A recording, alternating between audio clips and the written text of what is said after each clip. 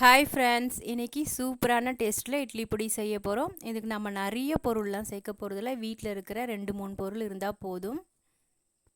சூப்பரான டேஸ்ட்டில் இட்லி பொடி நம்ம தயார் பண்ணலாம். உண்மையிலே ரொம்ப அட்டகாசமான சுவையில் இட்லி பொடி வருங்க. அது இதுன்னு நிறைய சேர்க்க தேவையில்ல, ஒரு 2-3 பொருள் இருந்தால் போதும். என்னென்ன பொருள்னு பார்த்துடலாம் வாங்க. 200 கிராம் உளுத்தம்பருப்பு எடுத்தோம்னா 100 கிராம் கடலைப்பருப்பு எடுக்கணும், 100 கிராம் பொட்டுக்கடலை எடுக்கணும். உளுந்து எவ்வளோ எடுக்கிறோமோ அதில் பாதி அளவு தான் மற்றதெல்லாம் எடுக்கணும். உளுந்தோட வாசனை தான் ஹைலைட்டாக இருக்கணும்.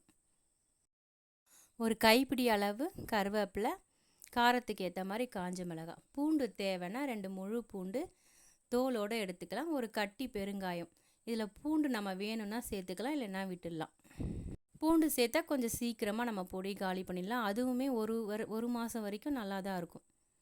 இப்போ உளுந்து வானலில் சேர்த்துட்டு ஒரு பருப்பு கூட தீயக்கூடாது. அப்படியே கை விடாமல் கிளறி விட்டு நல்லா வறுத்து எடுத்துக்கோங்க. ஒரு பொட்டு எண்ணெய் வேணாலும் விட்டுக்கலாம். அதே மாதிரி கடலைப்பருப்பையும் வறுத்து எடுத்துக்கலாம். ஒன்று கூட கரிஞ்சு போகக்கூடாது. கை விடாமல் நம்ம கலந்து இதை வறுத்து எடுக்கிறதுல தான் இந்த டேஸ்ட்டே இருக்குது. நெக்ஸ்ட்டு வானல் வச்சுட்டு கொஞ்சம் எண்ணெய் விட்டு பெருங்காயத்தை பொரித்து எடுத்துக்கலாம்.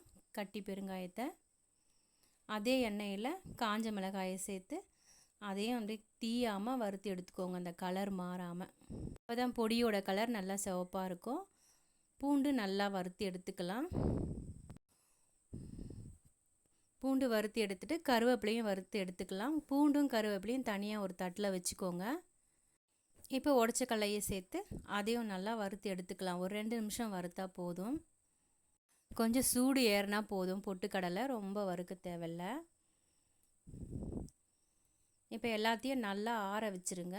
ஆற வச்சுட்டு ஃபஸ்ட்டு மிளகாயும் தேவையான அளவு உப்பும் சேர்த்து ஜாரில் ஓட்டி எடுத்துன்னு வந்துடலாம்.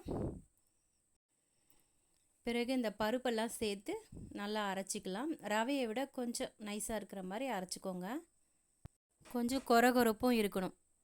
உளுந்து 2 பங்கு, கடலைப்பருப்பு 1 பங்கு போட்டோம்னா தான் நமக்கு நல்ல டேஸ்ட்டாக வரும். இதுதான் இதில் இருக்க டிப்ஸே. பூண்டும் கருவேப்பிலையும் தனியாக எடுத்து வச்சுட்டேன். இப்போ இதை அரைச்சாச்சு. இப்போ பூண்டையும் கருவேப்பிலையும் சேர்த்து அரைச்சி எடுத்துன்னு வந்துடுறேன். கமன் வாசனையோட இட்லி பொடி தயாராகிடுச்சு.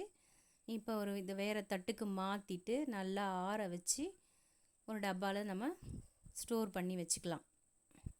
நல்லா சூப்பரான சுவையில் இட்லி பொடி தயாராகிடுச்சு. நம்ம சாப்பிடும்போதே நம்ம பக்கத்தில் இருக்கிறவங்களுக்கும் இதை சாப்பிட்ணுன்னு தோணும். அந்த அளவுக்கு வாசனை கம்மன்னு மூக்க தொலைக்கும். நல்லா டேஸ்டியாகவும் இருக்கும்.